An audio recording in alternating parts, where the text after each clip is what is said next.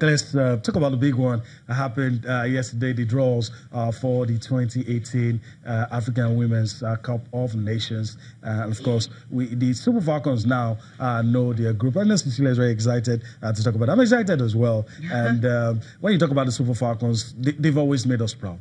And, you know, you follow them with that eagerness, and when they're playing against somebody, what you want to ask is, what's the scoreline? Because you're expecting them to win. But the issue this morning, you know, some of the mild drama that happened between me and you this morning was whether or not it was an easy group, whether or not it's difficult, whether or not we can say that they are, you know, that it's going to be easy for them. So we'll see what happens in that one. But what's your own take, whether or not it's an easy group? Yeah, I think, you know, when you looked at what happened in AWCON the last time, talking about in Cameroon, you know, Super Falcons actually struggled to beat South Africa. You know, we've seen how they struggled against these teams, you know, right there and all that. So them meeting South Africa again, I think it's not going to be easy. That's why I felt, I won't say it's going to be an easy group. I don't really think it's easy because when you know you're going to face South Africa and, okay, Kenya, you will say when it comes to, you know, they were just lucky to get in, knowing what happened to, again, you know, the team that usually all the time feed ineligible players and all that. It's the third time they've been taken out right now in AWCON. So at the end of the day, Kenya had to replace them. Now, Zambia is another team you will talk about. You will say in women's football, they're not strong. But these teams, they've been preparing. They've been having friendlies and all that. So that's where you're not looking at the Super Falcons. You know, the coach had to call 48 players to camp because he hasn't played any friendly. I mean, about most countries have played 6 friendlies this year. I mean, we played just 1 against France, and we know the result. It's something we wouldn't want to remember. Then the 2 legs against Gambia, you know, first leg and second leg against Gambia and all that. That actually put him in the stead. But at the end of the day, he doesn't know these players. He needed 48 players to be in camp. He needed 29 from the home squad and, of course, 19 foreign-based players. Just how will he be able to manage all this? So when you look at all that, it's going to be difficult, you know, for him and, of course, for the Falcons. That's the angle I'm looking at it. If maybe, for instance, it's the same coach who won the last AWCON, fine. And, of course, you're having almost the same set of players and all that. And the league have been very, very active. There was no long break for the players to go and break during the World Cup and all that. You would say, okay, fine, we can easily do that. But when these things are lacking, so the coach, I don't know. That's why you say we can't rely on pedigree. That's it. So in this one, we just can't. We're superpower. We can beat any team at all. It's not fair to say it's an easy group. Yeah, it's not fair at all, especially for those teams who've actually prepared, who've been preparing for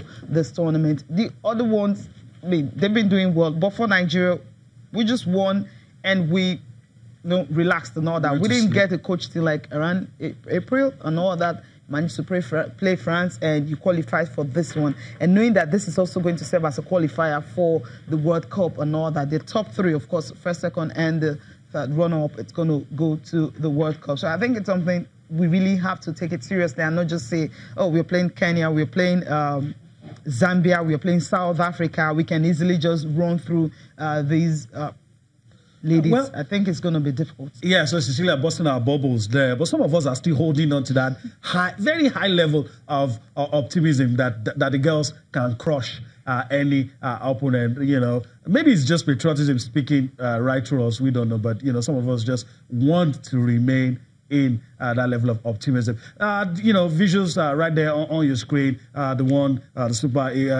Super Falcons crushed their opponents in that one. But let's quickly, you know, we'll get back to this, but let's go back. Let's go and see Group A and Group B, talking about the Nations Cup. And you can judge for yourself whether or not it's an easy group or it's not as easy as it looks. Let's quickly see that. Then we can also spare a thought for the guys in the other group as well. I'm very sure we're going to do that. Cecilia hinted us earlier, talking about Kenya, talking about South Africa, the teams in our group. I'm very sure it's going to come up on your screen any moment from now. But, you know, Cecilia... Okay, the draws for the women have come. Okay, I think it's all about having... Let's just talk about it now. We're expecting to actually, you know, see what it's really looking like. But in Group A, where you have Ghana, the host nation, you know, they're there. They have Cameroon in that group. They have Algeria in that group. And you would say that's really not looking good. You also have Mali in that same group too. But if you come to Nigeria group, we have South Africa, That's the Group B now. We have South Africa, we have Kenya, and of course, you have Zambia in Group B. And the thing is, Nigeria will be playing in Cape Coast because they're in Group B. And of course, Group A, the host nation, Ghana, will be playing in Accra. The tournament is starting on the 17th of November. 17th, Nigeria's first game is against South Africa, and that's at November 18th in Cape Coast. Of course, 3 days later, same venue, they're going to be playing Zambia, and after that, they play Kenya. I think I love the fact that we are playing South Africa first because that's the toughest test. By the time we scale through that, we'll just know that the other ones, okay, the momentum will just continue and top the group and go straight to the semifinals. You know, a lot of people still feel that, you know, when you talk about women's football, that the gap still exists. And, you know, in spite of what you've said, to make us be cautious, a lot of people will say, we're still going to close our eyes and beat those guys. Whether or not that will happen, time will tell. We are hoping at some point we might be able to get a chance to speak with the coach of the Super Falcons. When that works out, we'll let you know. Because, of course, we'd like to hear him talk about the first phase of camping that is currently going on right there in Ekpe. I mean, what are the challenges? What, you know, we'll need to know. So once we are able to finalize that, we'll, you know, get through and have a chat with Thomas Denby, the coach of the Super Falcons. Cecilia, we can go on and on talking about the Super Falcons, but at some point we have to move on. Yeah, definitely we can go on and on. But then once we go, Coach gets to us, we will go back to it. But talk about the results coming from the Women's League at the weekend. You have a whole lot of games, you know, played at the weekend, Saturday and Sunday. The games are now weekends because the MPFL, it's over. So maybe when it resumes the next time, we'll start having the Wednesdays fixtures all over again. For the league result for this weekend, Group A, you had a Confluence Queens and Delta Queens. The game ended goalless, and Bayelsa Queens and Heartland 5-1. We didn't see 9-2 results again this weekend. Then Group B, you had Jokodolu Babes and Abia Angels, a draw. That's a good one for Abia Angels in Group B, knowing that when it came to Lagos away from home, the form hasn't really been good because that game, they lost to FC Robo right here where you had Rashidat.